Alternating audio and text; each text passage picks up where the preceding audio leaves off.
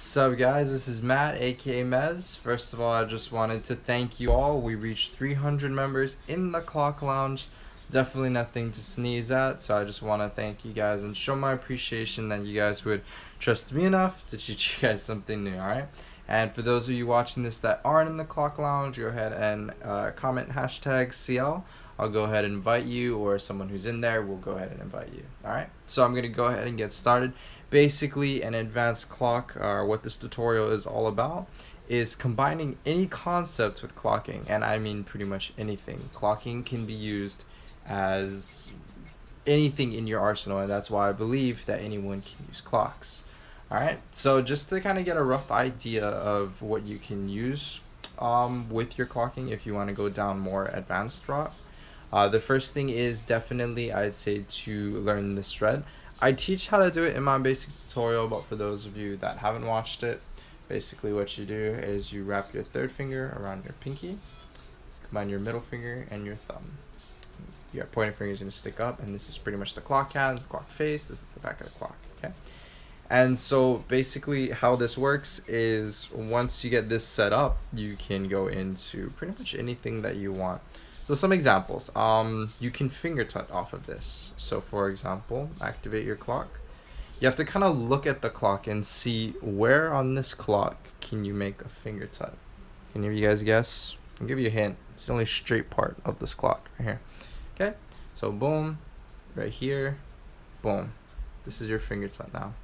If I go up, this is a finger tut. Go over here, go out, back over here. And so that's just one idea. So basically, when you go into your clock, you want to look at all the things that you can do with it, or when you activate it, you want to see what you can do with it after that.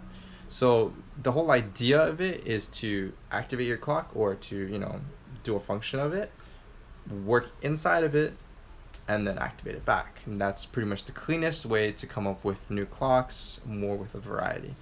Alright, so second thing that you can do is you can digit on clocks, and basically these are called quote-unquote digital clocks. How they work is you basically find some position on this clock face where you can digit. Can you guys guess where? This is a little bit trickier. Over here. The reason is it's this sort of space that you can rest the finger on. So for example, you could do something like that.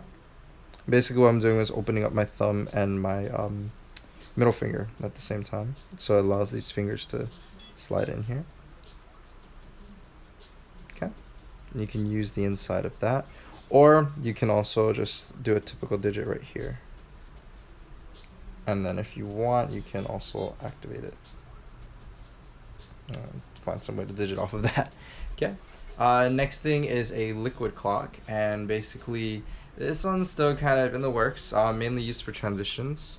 But what you want to do is when you go in for your clock, you kind of cover your hand, and while you do that, you shape the clock. So also when you're kind of coming up to get into that position, you kind of want to have this more smooth feel where you set up the backhand. Remember, it doesn't have to be this. So for example, you could do something like that. Okay. Next thing that you can do also with liquid clocks is you could use a liquid to activate the clock. So for example,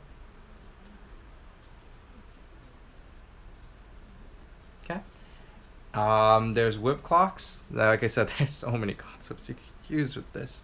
Whip clocks, shout out to Trevor for coming up with it.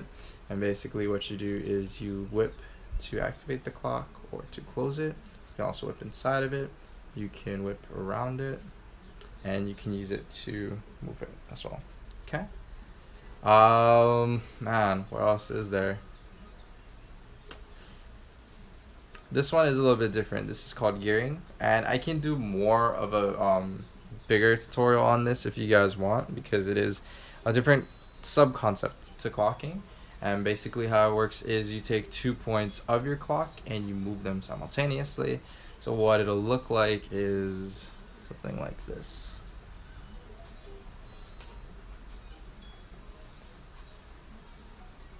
And how this works is your backhand is the gear. It's going to move in a direction. While it does that, your front hand is going to move in the opposite direction, sometimes the same direction.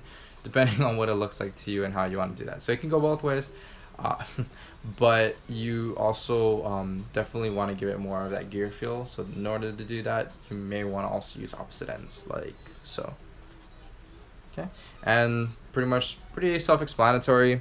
This backhand is on this front hand, and you're going to rotate it in some sort of angle.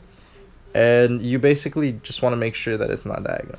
I mean, you can, but for now, we're just going to go with just straight angles, okay? And while you do that, the front hand is going to move in the opposite direction.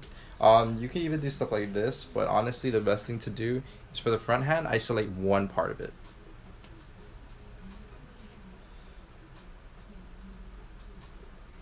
Okay? And that's pretty much what gearing is. So guys, I'm gonna cut this video short. The reason for that is there is any gloving concept that you can think of, you can apply it to clocks. If you guys want, go ahead and comment what you want to see me do a huge tutorial on just like one specific concept. I can go ahead and go super in depth with that. But for now, I'm gonna close it because this was mainly just an kind of like an idea video, and just to give you guys a little hint of how advanced clocks work. So if you guys have any questions, or you guys want to see a certain concept go super in depth, go ahead and comment below. If you're not in CL the Clock Lounge, then go ahead and hashtag CL. And if you need any help with anything, either message me or comment below, or however you want to reach me, okay? Once again, guys, thank you for everything, and I hope that we can make this concept work. I am definitely going to be throwing it at IGC, and also I have a clock workshop going on at IGC. So if you guys want to kind of talk to me face to face and let me see what we can do about coming up with your own clocks, then you can find me there. Alright guys, peace.